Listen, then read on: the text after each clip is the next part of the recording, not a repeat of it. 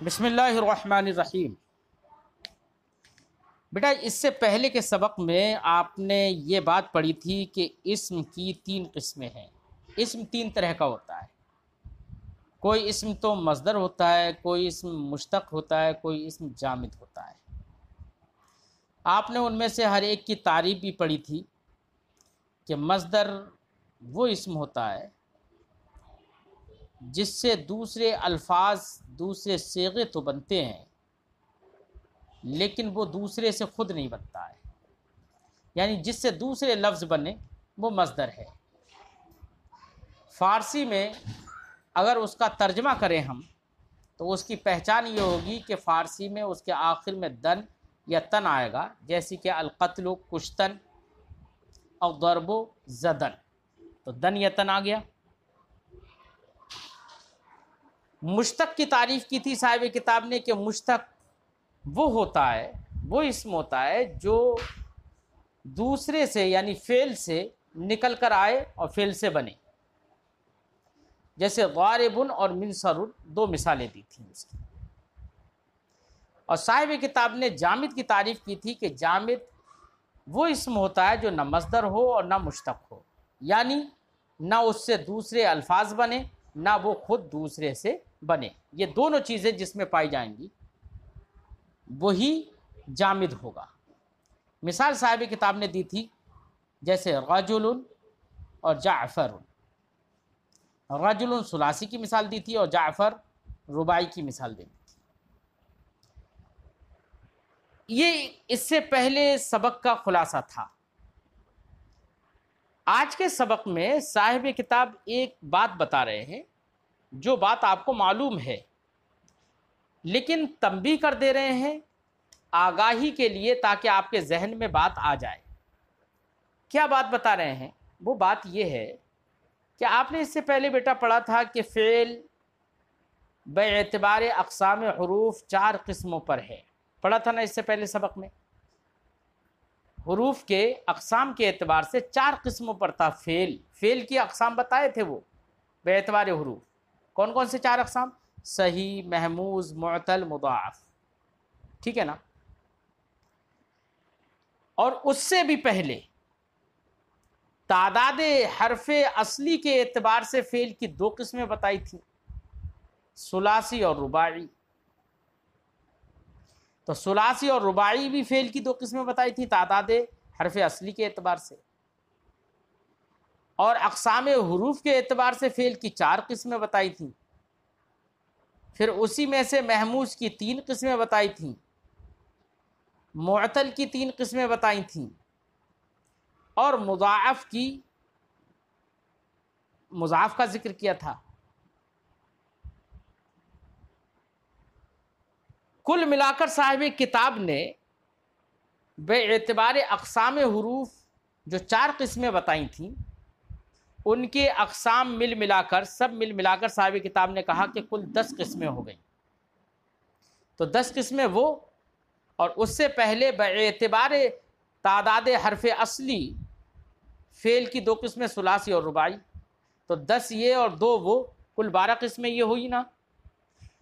صاحب کتاب یہاں پر یہ بتانا چاہ رہے ہیں کہ جیسے فعل کی یہ 12 قسمیں آپ نے پہلے پڑھی نا، اسم کے اندر بھی یہ 12 قسمیں جاری ہوتی ہیں، یعنی جیسے فعل ثلاثی ہوتا ہے، رباعی ہوتا ہے، بالکل اسی طریقے سے اسم بھی ثلاثی بھی ہوگا، رباعی بھی ہوگا، مزید اسم تو خماسی بھی ہو جاتا ہے، اگرچہ فعل نہیں ہوتا ہے لیکن اسم خماسی بھی ہو جاتا ہے، یعنی جس میں 3 حرف اصلی ہوں، کوئی اسم ایسا ہوگا جس میں 3 حرف اصلی ہوں تو اس کو ثلاثی کہیں گے، 4 حرف اصلی ہوں تو اس کو رباعی کہیں گے، 5 حرف اصلی ہوں تو اس کو خماسی بھی کہیں گے۔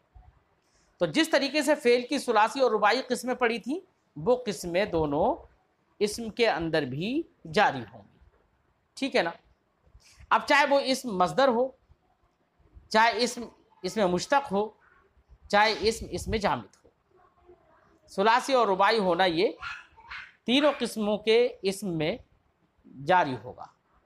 ظاہر بات ہے فعل مصدر سے بنتا ہے، تو جب فعل ثلاثی اور رباعی ہوگا تو مصدر سے بنتا ہے تو وہ مصدر بھی تو ثلاثی اور رباعی ہوگا۔ मुश्तक फेल से बनता है। जब फेल सुलासी और रुबाई है तो उसका जो मुश्तक होगा उसके अंदर भी तो वही 3 हर्फ या 4 हर्फ असली होंगे। तो जिस तरीके से फेल सुलासी रुबाई है वैसे ही इसम भी सुलासी और रुबाई होता है, चाहे वो इसमें मस्दर हो, चाहे इसमें मुश्तक हो, चाहे इसमें जामिद हो। इसी तरीके से जैसे कि फेल सही होता है, महमूज होता है, मुअतल होता है, मुज़ाअफ़ होता है, इसम भी बेटा ऐसा होता है कि अगर उसके हुरूफ असली में से किसी हर्फ की जगह पर हमज़ा आ जाए तो उसे महमूज कहेंगे, हर्फ इल्लत आ जाए तो उसे मुअतल कहेंगे, और 2 हर्फ एक जिन्स के आ जाएं तो उसी को मुज़ाअफ़ कहेंगे। इसम के अंदर भी ऐसा ही होता है। तो जो अक़साम आपने इससे पहले फ़ेल के पढ़े हैं वो सारे के सारे अक़साम इसम के अंदर, चाहे वो मुश्तक हो, जामिद हो या मस्दर हो, इनके अंदर भी वो अक़साम जारी होते हैं। ये बात साहिब किताब बता रहे हैं, और ये बात बताने के साथ साथ साहिब किताब उनकी मिसालें भी दे रहे हैं। मज़ीद इसमें एक बात ये भी है कि इसम जो है वो खुमासी भी होता है, इसलिए खुमासी की भी मिसाल साहिब किताब दे देंगे। अच्छा, इससे पहले और आपने एक बात पढ़ी थी कि चाहे सुलासी हो या रुबाई हो, उसकी 2 किस्में आपने पढ़ी थी, एक मुजर्रद और एक मज़ीद फ़ी, पढ़ी थी ना। तो जिस तरीके से सुलासी, फ़ेल सुलासी और रुबाई, मुजर्रद और मज़ीद फ़ी होता है, फरमाते हैं कि इसम चाहे वो मस्दर हो, चाहे मुश्तक हो या जामिद हो, सुलासी और रुबाई अगर है तो सुलासी और रुबाई या खुमासी ही है तो वो भी कभी मुजर्रद होगा, कभी मज़ीद फ़ी होगा। मुजर्रद यानी अगर सिर्फ 3 हर्फ असली ही हैं, उसमें किसी हर्फ की ज़्यादती नहीं है तो उसको सुलासी मुजर्रद कह देंगे। 4 हर्फ असली हैं, उसमें किसी हर्फ की ज़्यादती नहीं है तो उसको रुबाई मुजर्रद कह देंगे, और अगर किसी हर्फ की ज़्यादती है तो उसी को सुलासी मज़ीद फ़ी और रुबाई मज़ीद फ़ी कह देंगे।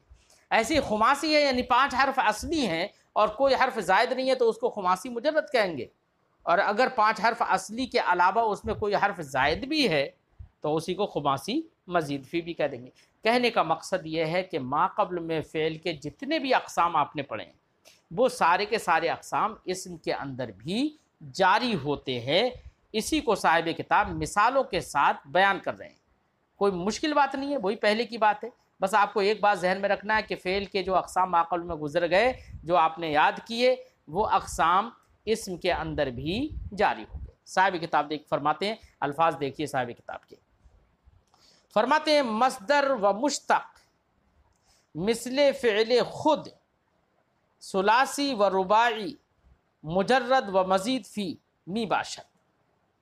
मस्दर और मुश्तक मिसले फ़िअल खुद, अपने फ़ेल की तरह।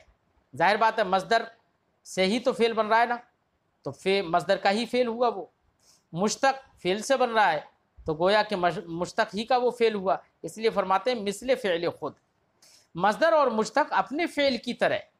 सुलासी भी होता है, रुबाई भी होता है, मुजर्रद भी होता है, मज़ीद फ़ी भी होता है, मुबाशर होता है। ठीक है। ऐसे ही फरमाते हैं वहम ब अक़साम दहगाना सही वग़ैरह मुनक़सिम में शबद।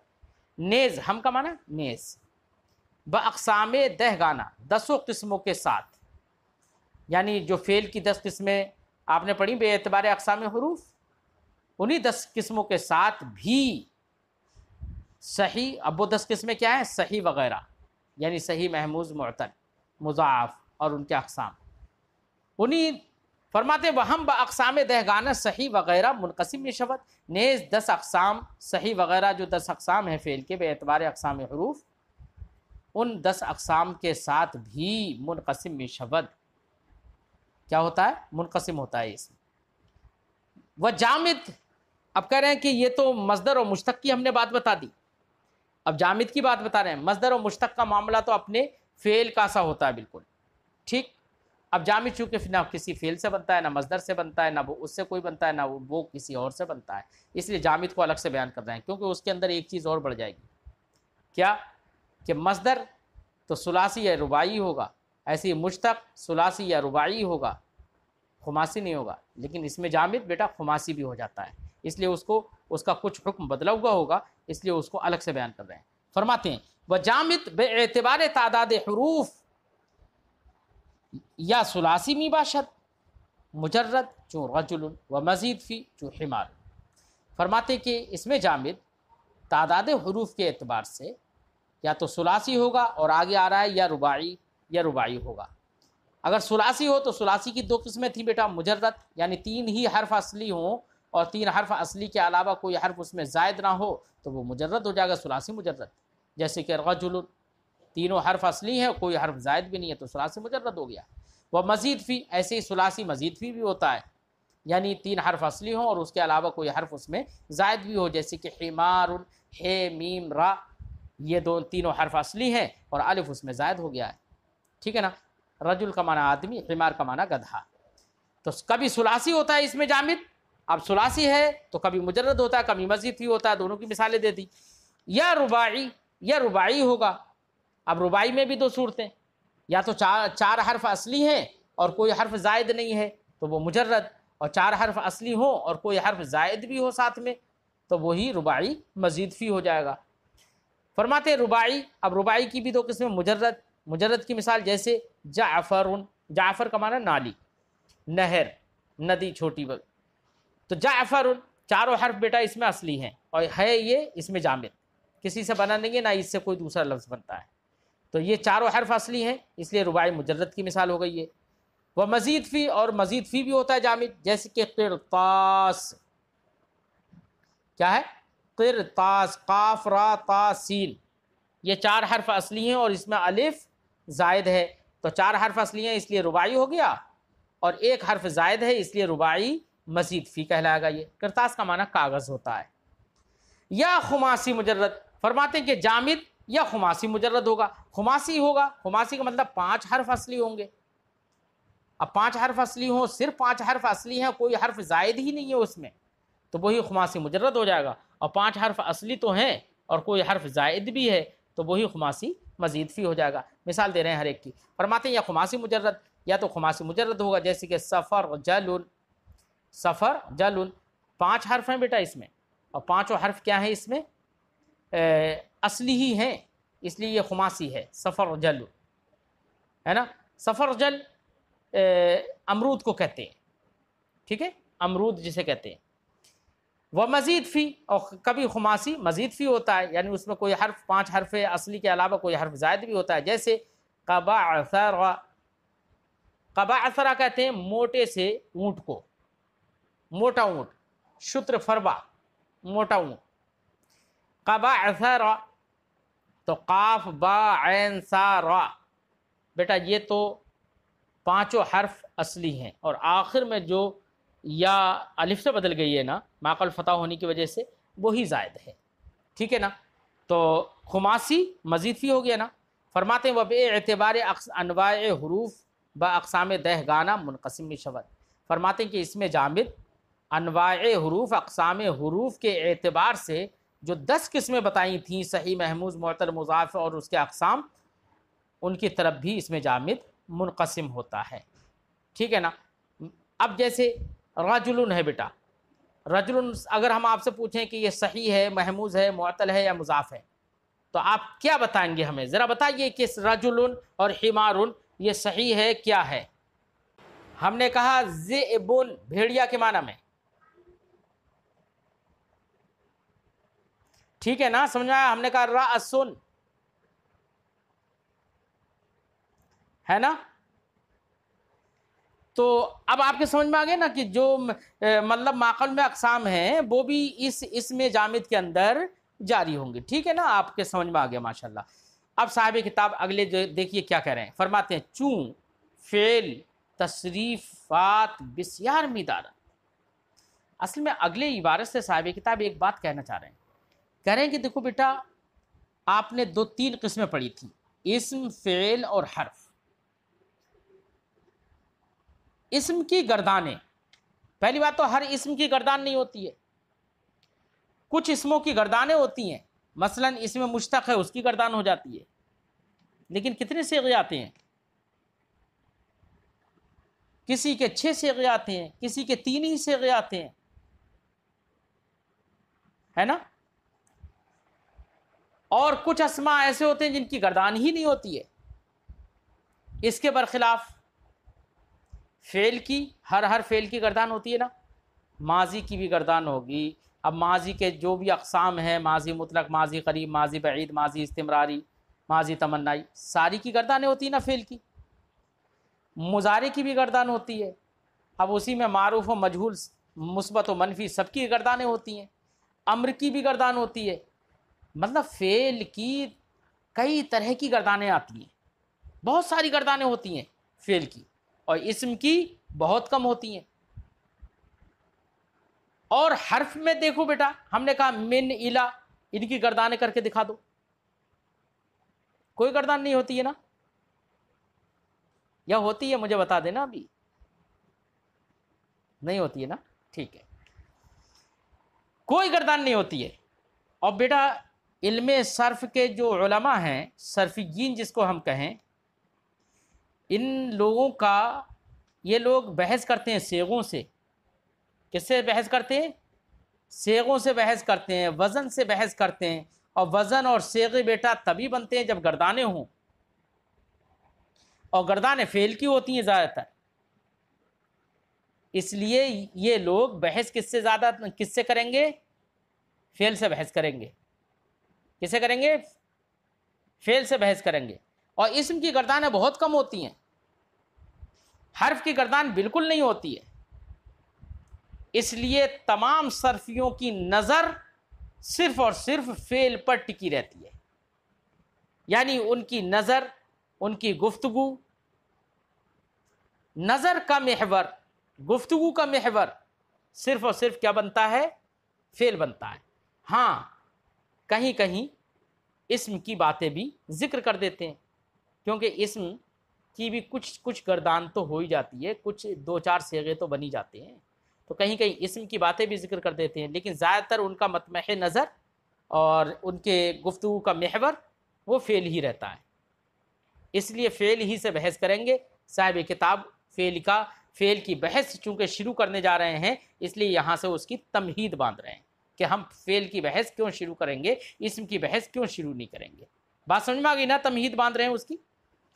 فرماتے ہیں چوں فعل تصریفات بسیار میدارت. جب چونکہ فعل بہت ساری گردانیں رکھتا ہے، وہ اسم کم، اور اسم کم رکھتا ہے گردان. وہ حرف مطلقاً ندارت، اور حرف بالکل بھی گردان نہیں رکھتا ہے، اس کی بالکل گردان نہیں ہوتی ہے. اس وجہ سے لہذا نظر صرفی علم صرف کے عالم، لہذا علم صرف کے عالم کی نظر بیشتر متعلق بفعل است، زیادہ تر کس سے متعلق ہے؟ فعل سے متعلق ہے. کس سے متعلق ہے؟ فعل سے متعلق. اس لیے اب ہم فعل ہی سے بحث کرنا شروع کرتے ہیں، فعل ہی کی بحثوں اور مسائل کو ذکر کرنا شروع کرتے ہیں. اس لیے صاحب کتاب نے فرمایا باب اول در بیان سیاغ. پہلا باب سیاغ، یہ بیٹا صیغہ کی جمع ہے. کس کی جمع ہے؟ صیغہ. صیغہ حروف کی ترتیب سے جو ہیئت حاصل ہوتی ہے نا، اسی کو بیٹا صیغہ کہتے ہیں. جیسے ضاد، را، با، ان تین حروف کو ملا کر ہم نے کہہ دیا ضربا. اب ضربا کی ایک ہیئت حاصل ہو گئی، جس ہیئت کو دیکھ کر آپ بتا دیں گے کہ یہ واحد، یہ ماضی کا واحد غائب کا صیغہ ہے. بتا دیں گے نا آپ فوراً. ایک ہیئت اس کی شکل و صورت جو بن جاتی ہے نا، اسی شکل و صورت کو دیکھ کر آپ بتا دیں گے کہ یہ واحد غائب کا صیغہ ہے، یہ واحد متکلم کا صیغہ ہے، یہ واحد حاضر کا صیغہ ہے. بتا دیں گے نا. یہ ماضی کا صیغہ ہے، یہ مضارع کا صیغہ ہے، یہ امر کا صیغہ ہے. ہیئت کو دیکھ کر بتا دیتے ہیں نا. اسی ہیئت، حروف کی ترتیب سے جو ہیئت حاصل ہوتی ہے، اسی ہیئت کو بیٹا کیا کہتے ہیں؟ صیغہ. صیغہ کی تعریف سمجھ میں آ گئی نا؟ فرماتے ہیں باب اول در بیان سیاغ، اسی صیغہ کی جمع ہے سیاغ. باب اول صیغوں کے بیان میں، مشتمل بر دو فصل. یہ باب اول دو فصلوں پر مشتمل ہے.